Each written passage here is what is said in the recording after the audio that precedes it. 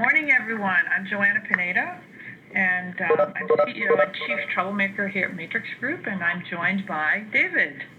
Hi, everybody. This is David Schnabel. I'm the Communications and Events Manager for the National Association of Episcopal Schools. I'm in New York. And David and I have been working together, gosh, David, I don't know how long, 10, 12 years, something? I'm dating you. Actually, it is coming up on 15. What? How'd that happen? So, anyway, so we'll talk about this in a second, but NAES is a long-time, very much valued client, and David is a huge collaborator with us on projects. He's an active client, and we love hearing from him. So a couple of housekeeping items before we get started. Today's webinar is being recorded, and I know that I've had some people say, I can't make it, so, can I get the recording? So in the next day or two, we'll send out a link to the recording, the slides, and the survey link so that you've got it. Please feel free to share the link to the recording and to the slides with others in the organization, other people that you know.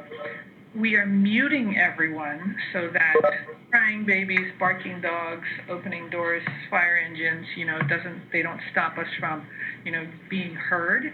If you do have questions, go back to your WebEx control panel and submit questions to Joanna Pineda. You're going to see two Joannas. One is Joanna Pineda and one is Joanna Presenter. Submit it to Joanna Pineda, and I've got Nick monitoring the questions, and he'll let David and myself know that there are questions. We will be taking questions during the webinar. If you have questions, pose them. But afterwards, if you say, "Oh shucks, darn, I wish I had an opportunity to do that," you know how to reach us. There'll be contact information at the end of this webinar. But you can also feel free to send us a message on Twitter as well as Facebook. And our hashtag today, if you'd like to comment, retweet something, is Matrix Webinar. So, most of you know Matrix Group. We're an interactive agency based here in Arlington, Virginia, but we have staff all over the country. We work almost exclusively with associations and nonprofits, and we help them really develop and implement their digital strategy. We help them develop the plan, figure out the right tools and solutions, and then help them figure out if they're achieving their goals. And it always starts with what does success look like, and how are we going to make this happen? Let's see. I think won't spend time on this, but these are some of our services. If you are looking to redesign your website, integrate with your AMS, if you're looking for a new AMS, if you're looking for ways to tie everything together, and then you'll find out today, if you're looking to improve your conversions, I'd like more people attending my conferences, I'd like more opens in my email campaigns, I would like a better social strategy, and I would like to know which of these activities are actually working for me, we hope that you'll give us a call. So, can everyone see this? Let me get rid of this. Oh, hang on. I just did something bad. How do I get rid of this, Nick? There you go. Okay. So we've got a pretty packed agenda today. You probably saw from the email that this is really a case study of work that we did over, David, the period of 6 to 9 months, working with the National Association of Episcopal Schools to really see if they could change both the number of attendees and the composition of the attendees at their biennial conference, which took place last November. So David's going to spend a lot of time talking about what is biennial, what were their goals, what kind of research we did together, and then really the bulk of this webinar will be about the strategies that the NAES, along with Matrix Group, implemented over the period of 6-8 months. And then we'll talk to you about the really neat things that we were able to accomplish between their AMS, in this case Matrix Max, but really it can be done with any association management software, and then ultimately the results. So, David, you ready? Yep. Okay. All right. So, David, tell us about NAES. Well, good morning, ladies and gentlemen. NAES, as we are called, is the membership organization for the preschools, elementary, and secondary day and boarding schools of the Episcopal Church. And our schools range in size from 25 students to 1,800 students. So we have a huge gamut of complexity and resources in our schools. Our work is primarily focused on advocating and supporting our schools in the church and the education communities, secular education communities. And we really focus on some key things: Episcopal identity of our schools and how that's expressed in chapel and religious studies, service, diversity, character education. We also focus on the leadership and governance of our schools, the church-school relationship, and the professional and spiritual development of school leaders. Membership in the association is entirely voluntary. There are nearly 1,200 Episcopal schools throughout the church, 252 of which are in Haiti, because the Episcopal Church has a diocese in Haiti. But we only have about 450 member schools. A lot of our preschools, because they don't offer chapel, don't think of themselves as religious, even though they're owned and operated by a church. So we have some breakthrough work we need to do on membership there. And the association itself is not a very large staff association. We are 5.5 full-time equivalents. The half-time person is in Atlanta, but the other 5 of us are in New York City. And that includes our executive director and associate director, who are really primarily about programmatic content and consulting work with our schools. So we really only have about 3.5 FTEs that are focused on kind of operational implementation aspects of our programmatic life. So, that said, what is Biennial Conference, and how does it work, and what is its purpose?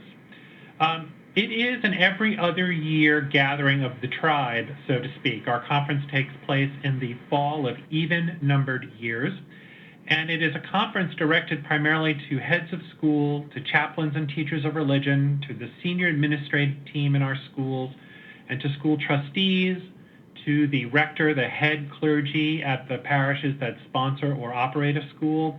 Also, we're looking to interest and attract educational community leadership in the independent school sector, as well as leaders from within the Episcopal Church at large.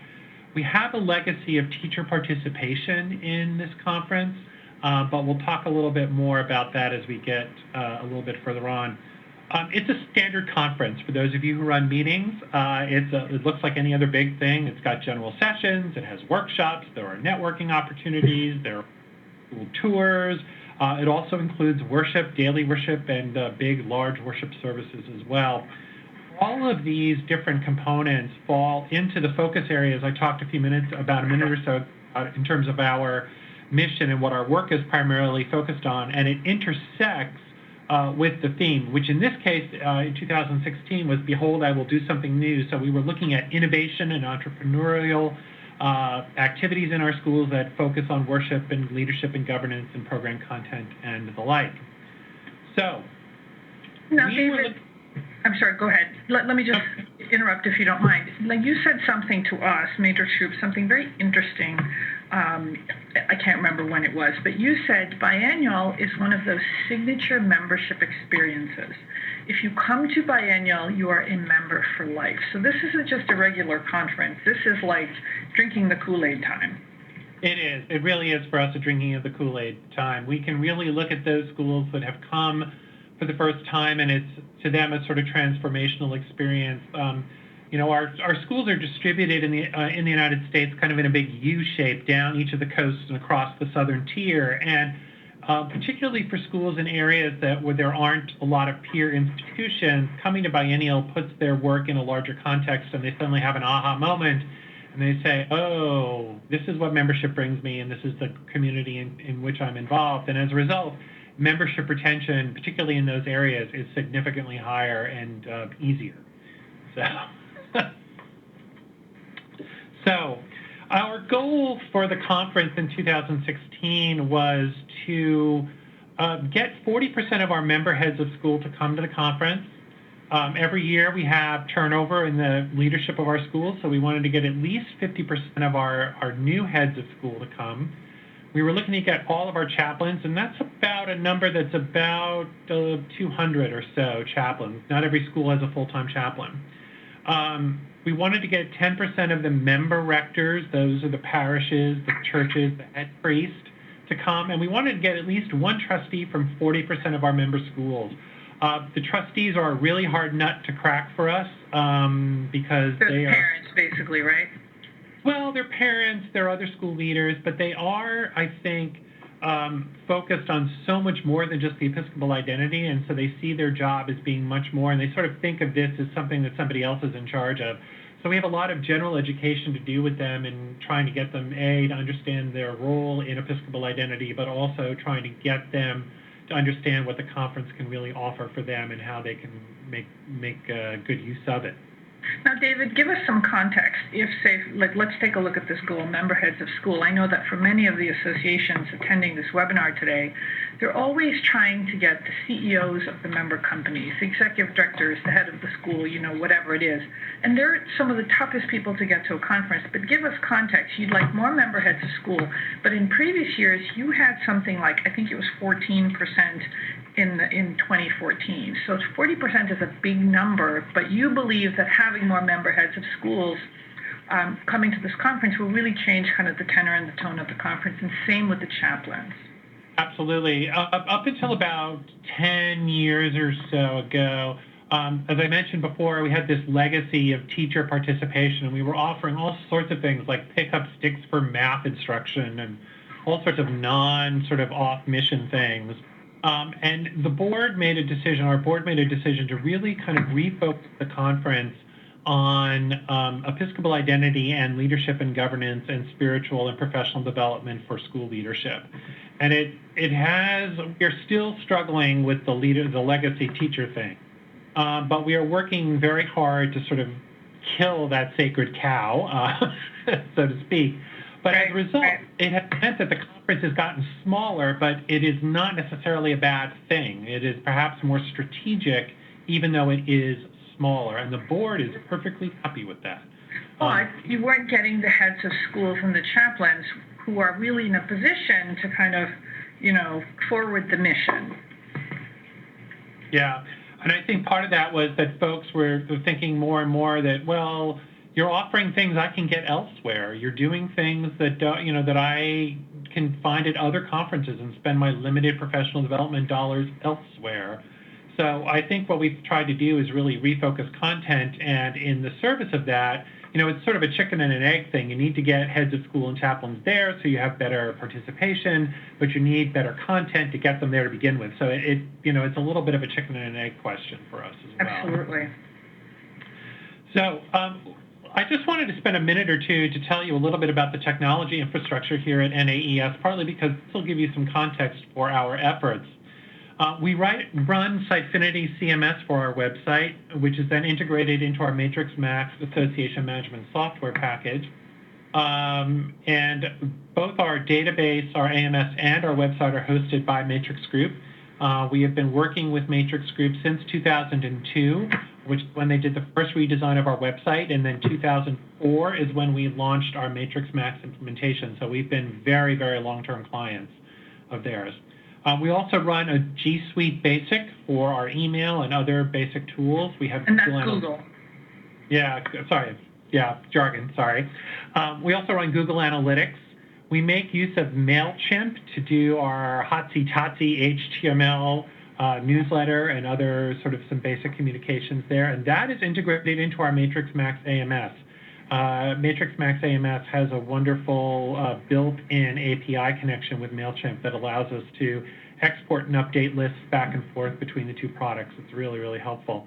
And then Apple Mail is what I use on my laptop. I'm the only Apple person in a PC environment, but that's because I'm the design guy. And so I would not give up my Mac when we went from a Mac to PC environment. And that's how my designers feel. Yeah, and they've been very gracious in my office to allow me to hang on to it. It has meant, however, that I do all of my own tech support and troubleshooting. So that's the infrastructure that we use here in the office. So when we started this whole thing, we said, first we got to do a baseline, right? We got to figure out, if you've got these big aggressive goals for biennial this year, we got to figure out where you've been. Exactly. So we did a little bit of attendee demographic research. Well, we looked at attendance numbers, which were in 2010 about 690 in San Antonio, and then dropped all the way down to 509 in Baltimore in 12, and then in 14 we were back up to 575 in Anaheim. The conference rotates around the country kind of east, center, and west. And because we have a preponderance of schools in Texas and the Southwest and Southeast, our conference in the central part of the country is always the most well-attended one.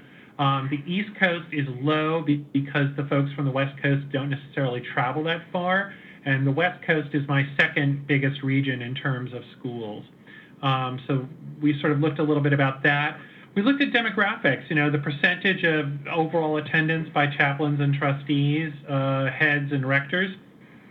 And the heads have varied anywhere from about 9% to 16%. We've also, as a percentage of total attendance at the conference, and we've also looked at that.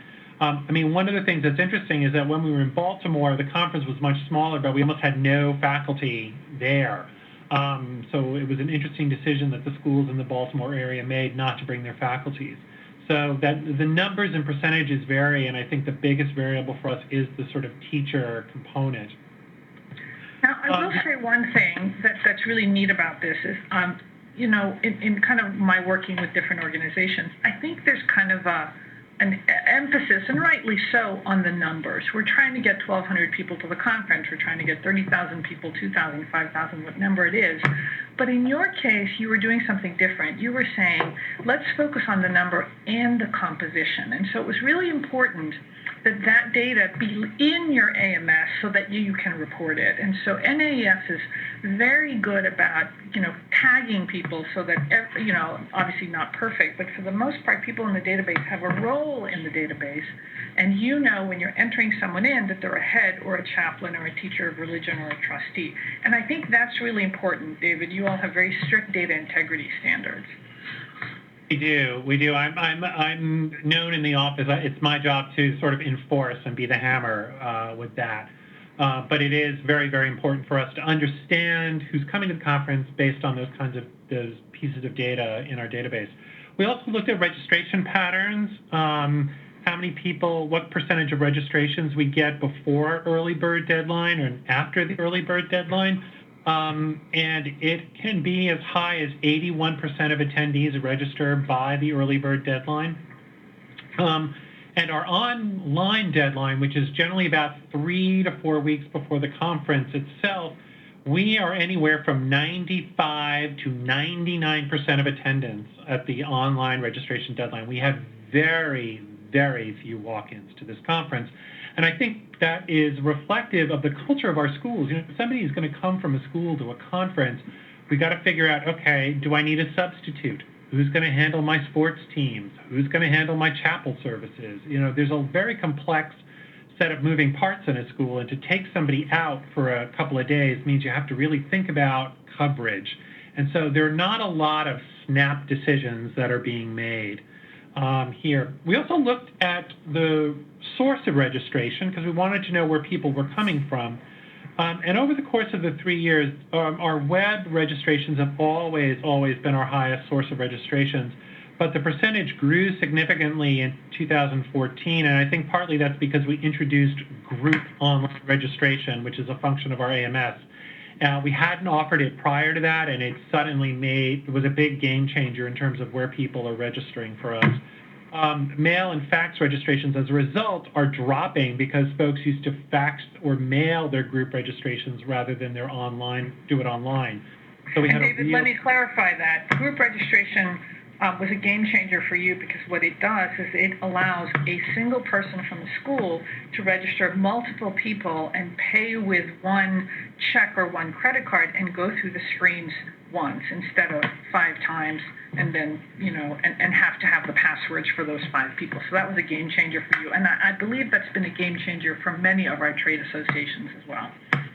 Yeah, I wouldn't be surprised if those of you out there on the phone today have seen something similar. We raised these things just because this is the set of past conference analysis that we thought was most important to us, to my organization, to be able to understand and put into context our existing marketing efforts and the changes we wanted to make. It's all well and good to make changes, but if you don't know where you've been, you won't necessarily understand what has happened as a result of your efforts. So let's talk about past marketing efforts. We have done email promotion in our monthly newsletter to members called Network. We've also done something called our mid-month member missive, which is now actually our mid-month missive. In January of this year, we made the decision to do an email blast to all schools, regardless of their membership status. And this second item here under email is a real sort of down and dirty call to action, non-HTML, straight, plain text, call to action kind of email message.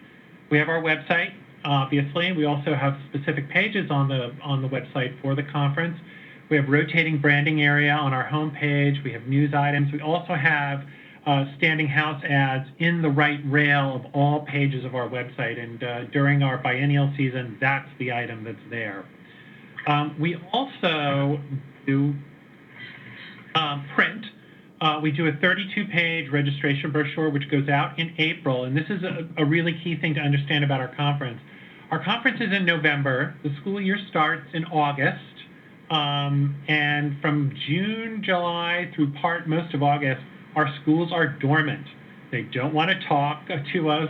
They're busy getting construction projects ready and finished for the next year. People are on vacation. So we really have to be ready sort of April, May, before the conference and launch our brochure at that time. We anecdotally know that our schools like to register in one fiscal year, which ends June 30th, and maybe do hotel in the next fiscal year. So that brochure in April is really important. We do a reminder postcard in August. Don't forget, early bird is coming your way. Renew your membership. Make sure you get in on it.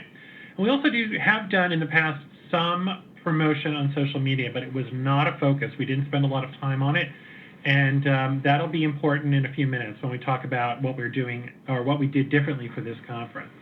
Right. And David, what you were not doing was a whole lot of emails that were focused just on the conference, that were usually in the context of the newsletter, and there wasn't a strategy, and we'll talk about this in a little bit, of really kind of customizing the marketing efforts. Exactly. We were sort of just kind of doing one thing, and we sort of, I think that was partly because we were like, oh my God, because not only am I in charge of communications, but as the events part of my title might indicate, I am the person in charge of all logistics for this conference. I actually suspect you do everything over there, David. So analytics. The other thing we wanted to do was look at analytics and get a sense of what was happening. So we looked at these kinds of things in our analytics, in our Google Analytics. We looked at traffic comparisons for all pages. The pattern is similar from year to year. We did this as a benchmarking effort. We wanted to ask what will change. Will the results change if we do new things? We also looked at biennial pages specifically to see what was happening. The pattern was similar from year to year. Again, this is a benchmarking effort, and the question is, what would happen if we did something different?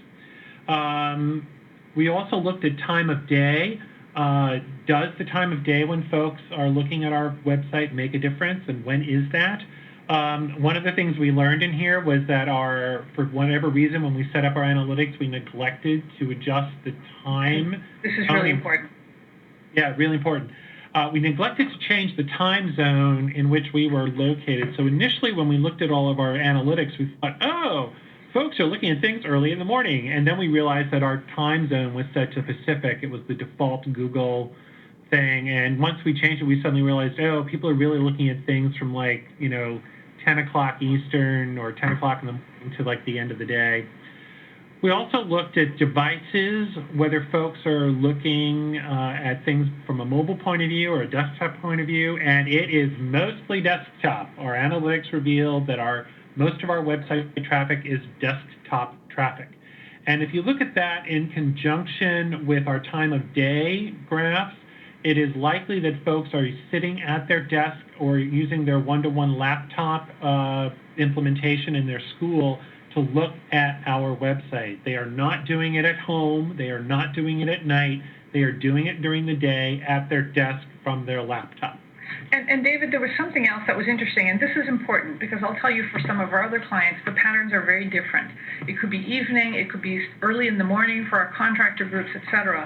But what was very significant about your traffic and the story that it told was that your members are visiting the NAES website after dismissal on their desktops, and then it would be rolling across the time zone. So there was traffic throughout the day, but the bulk of the traffic really didn't start until dismissal. And registrations were happening after dismissal as well. So that was a really key finding.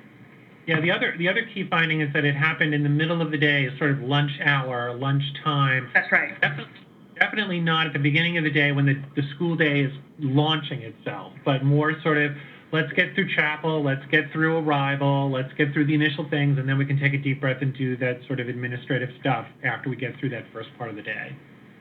So our marketing strategies for this conference were different. What we wanted to do was weekly emails to the target audiences, to our heads, our chaplains, and our rectors primarily. We were definitely going to do both plain text and HTML emails this time around.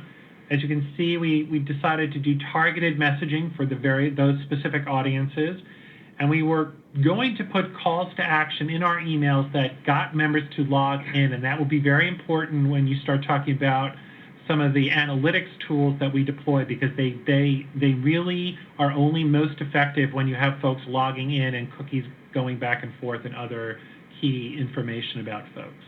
Now, what's interesting about this is in looking at the inventory with NAES, they do a terrific job with the emails. But what we didn't see, and a lot of this is just time constraints, but some of it is, it's kind of what you did, was this notion of, if you were trying to get heads and chaplains to come out to the conference in greater numbers, do they require a different set of messages? And so what David then did was he said, I'm going to do something different, where I'm going to segment my list. And again, this was being able to use the AMS to create these segmented lists by job function, connecting them to MailChimp. And what he said was, I'm going to send unique and distinct email messages with a different message for each of the target audiences. And he knew that it was going to be a heavier lift than normal. But he said, I think what I'm going to do is, for the heads, and David, you can talk about this if you like, for the heads, I'm really going to talk about why heads should attend and the specific sessions that are for heads, or maybe the theme. For the chaplains, I'm going to talk about something else. So that if you're a head and you look at it, you say, oh, this is a conference for me. And David, I think that was pretty key to the strategy.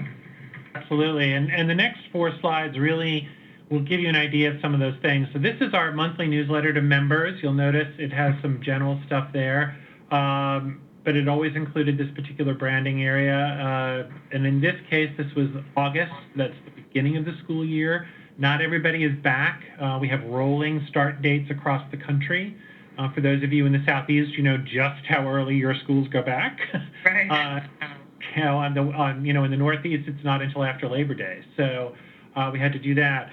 The next slide is our mid-month missive, and again, you'll see this is a much more kind of down and dirty, very basic sort of thing. It gives you an idea of what's happening and where things are. But this is sort of the general thing. The next slide David, is... I want to say something about this missive. What's really interesting is how much engagement you get from the plain text emails. And to be honest, we do a lot of testing ourselves, and what we find is that the plain text emails these days are getting just as much engagement as the really pretty HTML emails, and in some cases even more.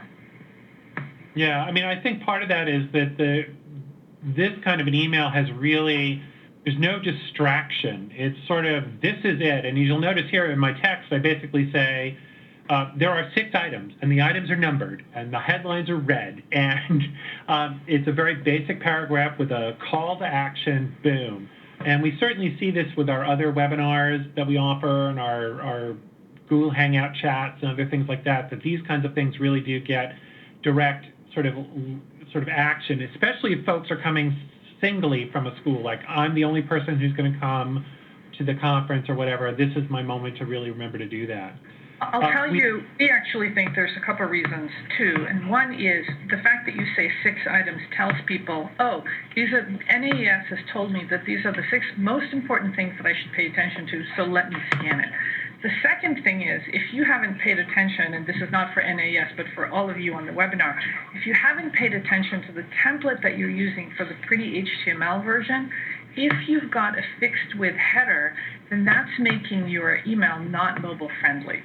This plain text email is very friendly on a phone because basically the text gets bigger, but what happens is the wide header constrains the email and makes it as wide as the header, small text. So we then use some pretty HTML. This is out of our MailChimp, and it is linked to email list in our AMS. We decided to do some destination marketing to figure out what things people might like in New Orleans. So that was new for us here. And then the next HTML sample, this one is one of the emails that we sent directly to the chaplains and teachers of religion. And you'll notice there's a really clear rationale at the beginning: offers you learning to strengthen your chaplaincy, teaching of religion, and your school's Episcopal identity. Here's a sample of what's on offer November 9th or 11th in New Orleans. See you there. Call to action, register now, and then there was the online schedule, download the registration brochure if you needed to get approval. And then in this email, in this slide, you can't quite see it, but there was a list of session titles by day for folks. The one we did for heads of school was a little bit different.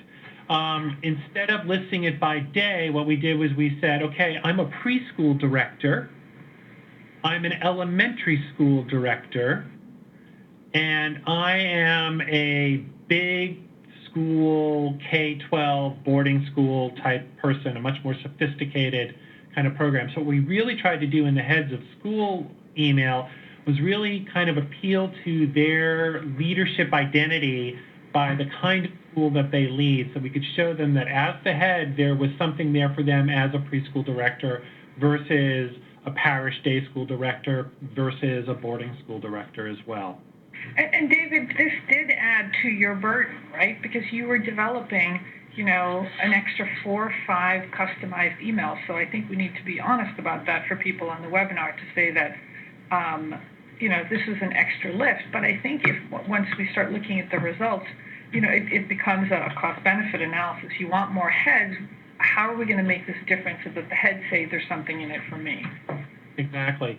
And we also hope that it plants the seeds in their minds about the kind of programming that we offer in general that makes membership more valuable to them.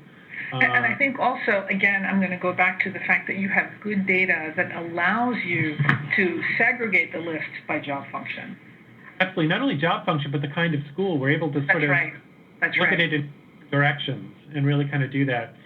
As far as our social media strategy is concerned, we were doing promotion on Twitter, Facebook, and LinkedIn. And then on Twitter, we decided to post one biennial promo a day on why to attend. So again, more work for me in addition to all the other things that I'm doing, but this was a learning experience for us. We wanted to see what would happen, and we had to make the investment of time and energy here, and we have some good lessons that we'll tell you about later as a result. So the next 2 slides we can go through those fairly quickly. David, I want to say something here on the right. It says, we're excited and pleased to announce that Cindy Laporte, head of school, etc., and David H. Charlton are recipients of the awards. Correct me if I'm wrong, but this was part of the new strategy, too, which was focusing on some of the sessions and the awards, because members really like to read about other members and their successes. Absolutely. These 2 particular people are pillar giants within our community. So we were hoping that by sort of leveraging them being honored, that it would, in fact, people would want to say, oh, I want to go and celebrate with them. The Facebook post on the left is about the destination. So we really kind of wanted to do that. This is how we sort of used Twitter to talk about some of the same kinds of things, both people at the conference as well as the destination itself. There was a couple of other outreach strategies that we used. One, we have a pre-existing habit, because we're a fairly small organization, of our advancement membership director making personal calls to members to thank them for renewing their membership. And I asked her to insert into her call a little sort of push about Biennial. Oh, so thank you for renewing. Am I going to be able to see you at New Orleans at the Biennial? Oh, are you still thinking about it? Well, here, let me send you more information, and whatever. So we really kind of try to leverage that personal touch. We are an organization known for personal connection. You call us, everybody picks up the phone, you get an answer right away. Our people are very accessible. We also did some listings on other sister organizations, other independent school organization websites and church-related websites, just to see what might happen with them. So all of these efforts are great, but if you can't track where, the results of those things, then all of your efforts are really for naught. So we instituted some new analytics in 2016, and I'm going to let Joanna talk more about these, because I have an art history degree, not a tech degree. Oh, David, you're techier than you think. So one thing that we say is, no matter what you're doing, you got to be able to measure what's happening. And if you've ever attended any of my Google Analytics webinars, you know that we have kind of this cardinal rule here at Matrix Group, which is no email goes out without Google Analytics campaign code. So what you're looking at here is the Google Analytics campaign URL builder. And so let's take a look at this. What it allows you to do is put in the URL of the page that you're promoting, then put in additional information, the source, the medium, and the campaign. So the campaign is the what you're promoting. The source is the how you're promoting, and the medium is like, is it print, is it email, is it social, etc. So we worked very closely with David. We provided training. We worked with him on an inventory of all their marketing so that any URL that was going out in an email, in social media, even in print, using redirects in the content management system, ultimately pointed to a long URL that had the campaign codes that Google Analytics would recognize. So if I clicked on episcopalschools.org/biennial/campaign source marketing, campaign source email, etc., what would happen is Google Analytics will say, oh, this traffic can be attributed to the NAES Facebook page, or the mid-month missive sent on January 26th, or the network newsletter sent on October 27th. So this was really, really pretty important because it really gave them a sense of what is actually driving the traffic. Right, but you can't do all these campaign URL builder things without keeping an inventory of what it is that you're building.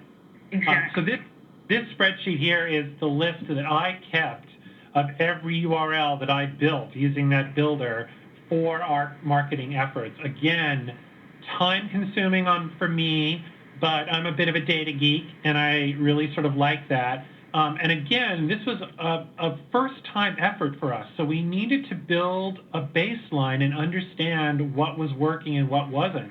So we kind of had to take the plunge here. So that's what we did. Yes, and I'm going to point out, take a look at the first three here, brochure, postcard, and welcome kit flyer. Those are print URLs. And if you take a look, the first one says /conference/2016 conference and conference 2016, that then redirects to a really long URL. So if someone got the brochure and they said, oh, I'm going to go to the conference, so they go to episcopalschools.org/conference, it'll do a redirect, and that's a redirect that we put into the Sitefinity content management system to the longer URL.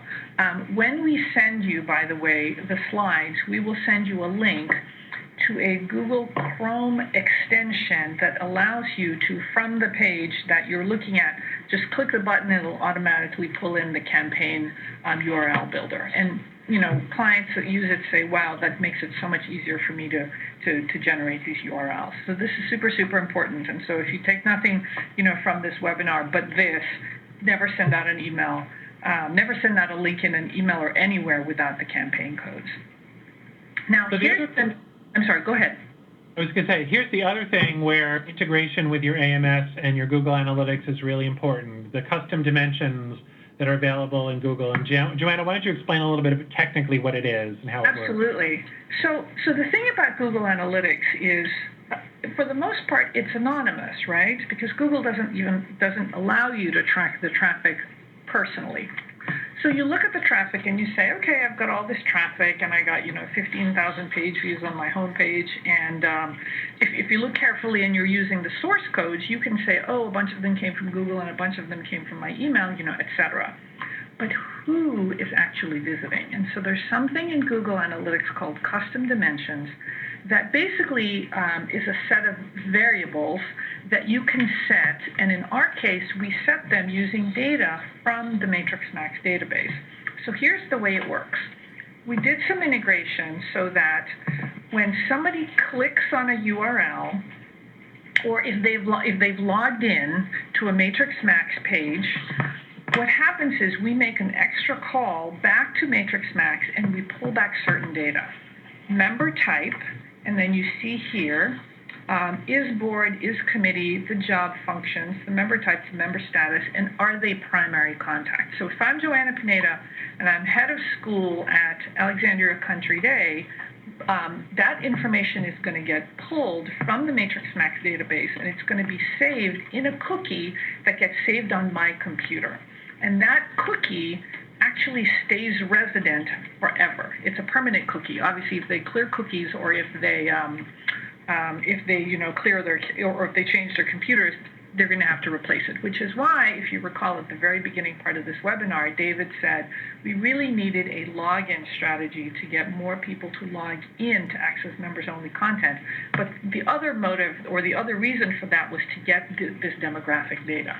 Now, here's the cool thing about it. Once you've got that cookie, you connect Google Analytics to the cookie, and now all the traffic can be attributed, if it exists, to these demographics. Because what happens is Google Analytics for any person surfing will say, hey, by the way, I'm looking for this cookie. Do you have this cookie? And if Joanna Pineda is surfing and she's head of school at Alexandria Country Day, actually it's not Episcopal school, but whatever, St. Stephen's, it'll say, oh, here's the information. And now you can actually view your analytics using these custom dimensions. So you can say, let me look at the traffic on my homepage. Ooh, how much of my traffic came from the associate member type, or the sponsor member type, or did I have any primary contacts visiting my homepage or visiting the biennial pages? So in their case, what we were able to do is take a look at the traffic going to the biennial pages, because that's what we were really interested in, and see the composition of the traffic. Very, very cool stuff. Not possible, again, unless you're tracking this data in your AMS and then you put in this integration. It's actually not that complicated, but it takes a little bit of doing. Yeah. The third thing that we did was, ultimately, it's about conversions, right? So, because all of the things that you're doing, you want to know what's working. Boy, we spend $50,000 mailing this brochure.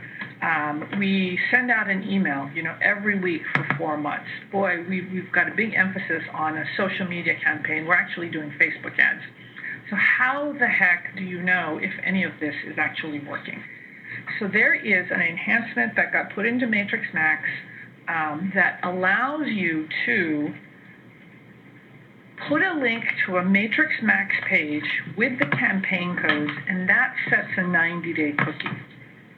Then, within those 90 days, if somebody registers for the event, the Matrix Max page, and again, this is now the AMS page looking for that cookie, the AMS page says, hey, do you have any cookies? Do you have a cookie related to biannual?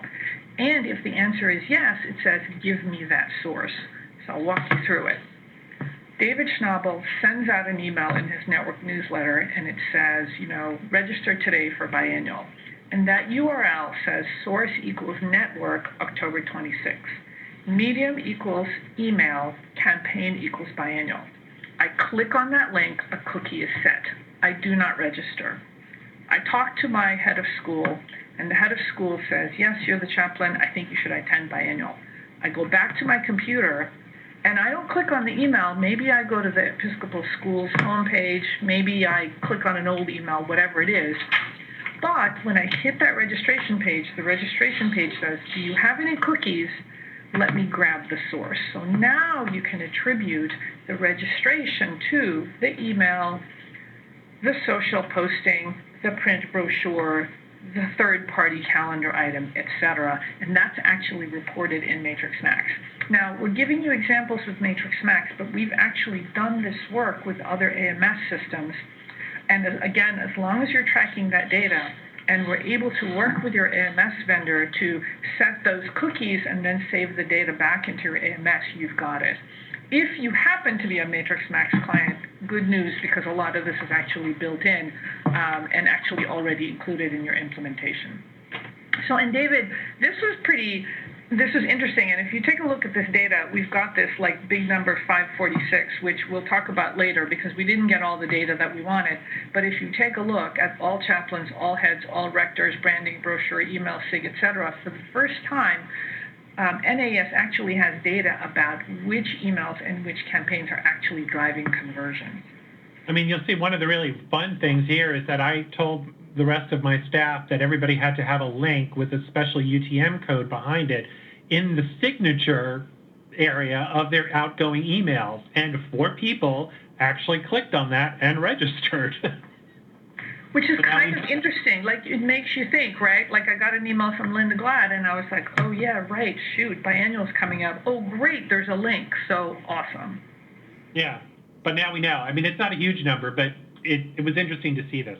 The last thing that we did as part of our package was to annotate our Google Analytics, which is really, really important. Google Analytics allows you to mark in your analytics a little message here, and you'll see that list of things below the graph. So it says things like, on a particular date, we sent an email to this list at this particular time. And so what you'll be able to do over time is understand your graph that you see there as it relates to the notations that are the little bubbles right on the sort of solid line right below the graph, which then also relate to the list of things and the comments that you see below. I mean, it's all well and good to send out an email, but if you 2 months later you go back to your analytics and you haven't annotated them, how are you going to remember that that was the particular email you sent on thus and such a date to this particular list at this particular time? Right, and especially if you're doing a lot of testing. So, for example, we talked about with David having a series of emails with different messaging. Like he said, focusing on content, focusing on the award, focusing on the location, focusing on a general session, whatever it was. Annotating it means that you're not constantly going back to your email history and saying, I got a spike, which email did I send out? The other thing that this allows you to do is take a look, annotate it, and then say, and in some cases you'll actually say, you know what, this is odd. We got a whole bunch of traffic, but if I look at the source, it wasn't from the email, or we sent out an email and we didn't get a spike. All of those things are data points that just give you feedback into your campaigns. Absolutely. So, what actually happened to this conference a couple of months ago? And what are the results? So you'll see here that the traffic is very low in June, July, and the beginning of August it starts to pick up, not surprising, we knew that. You'll see all of this spiky information in September because we had an early bird deadline there. And then it kind of went a little quiet in October, and then we had a whole bunch of traffic right as the conference was happening, and then it just plunged into nothing. And again, you can see, as you'll see in the next slide, we can tie a lot of this traffic to the email campaigns in particular. You'll see this red box up at the top on the graph, and you'll see all of the corresponding annotation below, and then all of a sudden we had all of these big spikes every time we sent out an email, or around the time that we sent out an email. And then when we weren't take a look at the annotation. David, I'm going to give you credit here. Take a look at the annotation. If you take a look at September 14th, it says all heads not registered for biannual sent via MailChimp to 701 people. So that's a lot of specificity that you'd have to go into MailChimp to have to figure out, and he summarized it right here. And for those of you, again, who are on Matrix Max, you have the ability to develop criteria with the not criteria, or develop lists with the not criteria. Give me all of the people who have all of the heads, and again, you're doing that by designation who have not registered. Right. The next thing we'll show you the traffic by source. One of the things we discovered is that we have a lot of Google organic or direct traffic to our website. We have stuff that comes out of the navigation on our website. We had a specific link in the navigation to the conference page itself. You'll notice that the missive pushes people, that direct non-HTML down and dirty thing. Then our newsletter, our marketing effort, which is our sort of our brochure and our postcard, email signature. Again, the email signature. 116 clicks. That's crazy. You know, like, where did that happen? So you see a lot of different sort of things, and then we sort of know, therefore, that we're not necessarily getting a lot of direct clicks out of our emails and our other things, but we're certainly getting, we're creating an environment, a sort of marinade, so to speak, in which folks are getting messages in a lot of different ways. They know about us, they know where our website is, so we're getting a lot of different things along those lines. I'll say one thing too. There's an awful lot of Google traffic, and again, if you dig deeper into the analytics, you'll see that this isn't random traffic. These aren't people who don't know NAES. They're looking for NAES biennial. They're looking for Episcopal Schools biennial, and they just happen to be using Google because that's what everybody does these days. Right. We also looked at traffic by job function. None, because we do have folks that sign up for the conference using a short form, and so we don't necessarily capture their job function. But you notice here, our top folks are head of school, chaplain, and teacher of religion that are right up there, and particularly our heads of school. So that was very gratifying to see that. And this, again, can only happen when you have the data and they log in. And once they log in, now you have this data. And it's not just for biennial, but for all of your analytics on your website. Right. We then looked at conversion tracking in our AMS. You'll see this is the source where everybody came from. One of the things we saw is this NA 546. We're like, what the heck? Our data failed us. Our process was a disaster. But then we thought about it a little bit more, and then we sort of said to ourselves, but wait a minute, how do our schools actually operate? And, you know, we have a lot of group registration, and we advise our schools to have the group, each person in the group, fill out a registration form, give those forms to a single person, usually the administrative assistant to the head of school, who then logs onto our website and registers the group. And that person has not necessarily come from any of our trackable UTM codes. But again, it's part of understanding the culture of our organization and how they behave that helps to explain why this number is kind of weird this way. We were able to confirm absolutely that if that person had logged in, there was a way to see them. We also looked at the attendee demographics. You'll notice here that our heads are now 15%, which is one of the highest numbers given the size of the conference, and our chaplains are 21%. We also looked at the attendee statistics now. Again, we have improved registrations up to 675. We have everything with traffic. Right? Like, total registrations were up in 2016 from 575 in 14 and 509 in 12. Now, it was high in 2010, where you were also back in the Southeast. So ultimately, it becomes this, wow, was it all the stuff that you were doing, or was it because you were in the Southeast? I'm not sure that we'll ever know. But we'll have to look at one of the interesting things will be is that in 18 we're in Atlanta, so I'll be very interested to see what happens with the 18 number and what it looks like compared to 12 and 14 when we weren't in sort of Texas, Louisiana. It'll be very interesting. So were our goals met or not? That's the big Megillah here. Right, and registrations were way up, which meant you made a lot of money. Yeah, we did. We made, because we were actually way over our projected attendance, which was nice. We had projected 500 as a conservative projection, but we were at 675, so, which was really, really nice. So were our goals met?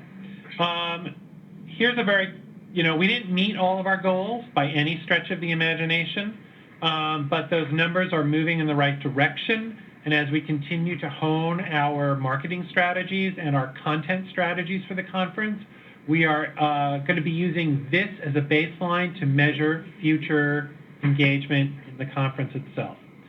And again, these numbers are way up. If in the previous year you had 14% of member heads of school attend, and in 16 you had 28%, that's a big jump. And again, enough of them to really kind of change the conversation of biennial. Yes, absolutely. So, lessons learned. Wait, David, we have a question. Hang on, we have a question. What do we got? All right, so in order for this to work, it seems that a whole organization has to be on board and working together. Individuals should not use these tools independently, correct? Correct. David, you want to comment on that? Absolutely correct. And in fact, one of the things we'll talk about in just a minute is the fact that you need to get organizational buy-in from the top to the bottom.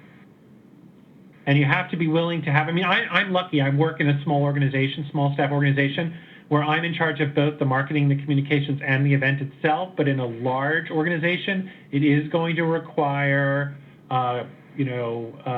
cooperation and working together from the membership department, database department, tech, meetings, communications. So you really kind of have to, that it's a group effort, but it also allows you to look at also things like products and your sales for books and other kinds of things. You can use these same kind of tools for those areas. So don't think of this as solely as a meeting thing. It's about a process for all of your efforts and all of your programmatic and educational efforts.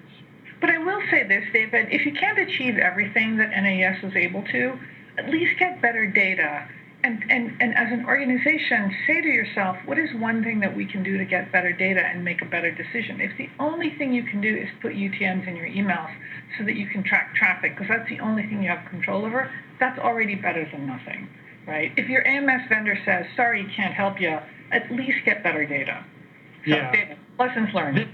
Lessons learned. These are all pretty straightforward. We've probably touched on all of these as we've gone through. The big one I want to bring to your attention for my organization is the fourth bullet here, which is that social media does not move my needle. It may for you, but this was a big thing that we learned, that all of our efforts in social media did not move the needle. So I actually can dial back a little bit on social media, and I can focus on more direct personalized emails and spending more time and more effort and energy there. This data allows me to make good decisions about my limited resources and which kind of sacred cows and that I need to kill, that I can kill. When I have a board member that says to me, why aren't we doing more social? I can say, the data says it doesn't help us. So therefore, that's why I'm not doing it, even though you love Twitter and Facebook. So that's some of the lessons that we've learned.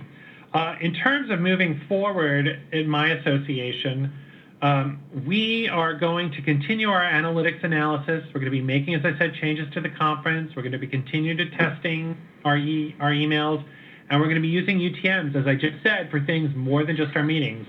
Anything that goes out now has UTM coding attached. And what's neat about this, David, if you don't mind, for those of you who are Matrix Max clients on the webinar, you can now use the same type of conversion tracking, not just in meetings, but also in publication sales and member registration. So you can just have better data all around. Right. So what would I recommend moving forward to all of you? Set clear, attainable goals for this process. Know what it is you're measuring and what it is that you hope to accomplish. Get leadership buy-in, and this means departmental or senior leadership. Again, I think it depends on the size and structure of your organization, but you really do need buy-in. You need to understand your constituents, how they behave, your meeting itself and the analytics attached to it. You need to talk with your AMS and other tech vendors about what's possible and talk with them about what needs to change and how you can do the integrations. You really need to make sure you understand and identify what your marketing and communication channels are so that you can begin to apply the different things to those channels. UTM codes and annotations all the time, everywhere. All the time. You need to implement your AMS conversion tracking if possible, and you need to integrate your analytics into your decision making. Absolutely.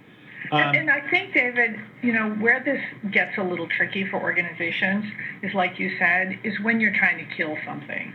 So if, like, you were spending a ton of time on social and you decided not to do it, if there's someone who's really kind of invested in that, that's where it gets tricky, and that's when, like, you have the organizational courage to say, right now the data doesn't show it, but obviously if the data shows it, then we'll make changes.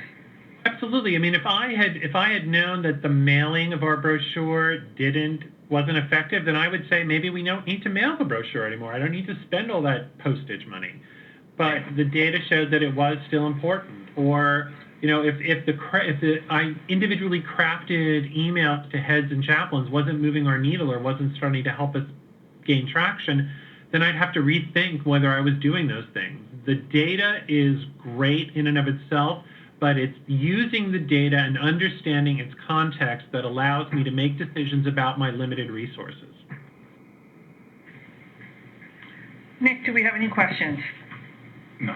So we have time for a couple of questions. I know we're out of time, but if you decide that you have questions after this webinar, you know how to find us. I also want to let you know that the analytics and data-driven decision-making kind of webinar series continues in June. We don't have a date yet, but we're going to do a session on how analytics should guide your content strategy. So a little bit of a different mix there, so stay tuned. This is how to reach us. Like I said, again, we will send a copy of the slides and our contact information. And I hope that if you are interested in learning more about this, if you'd like some help with maybe doing a deep dive into your analytics, figuring out what's possible with your marketing, getting some training on analytics, or maybe you'd like some help talking to your EMS vendor about how to do the conversion tracking, we hope you'll give us a call. David, any last thoughts? Data is knowledge, and I think it's important that you have to start somewhere, establish a baseline, and make folks understand that the first time you do this, it's not going to give you everything you need. It's just a place to begin, that with constant application, you build a set of data and knowledge that you can then use to make decisions moving forward. Nick, do we have any questions? No. Great. Since we don't have any questions, give us some love on social media, and thank you very much for joining us this morning. Have a terrific day. Thank you. Have a terrific day. Bye.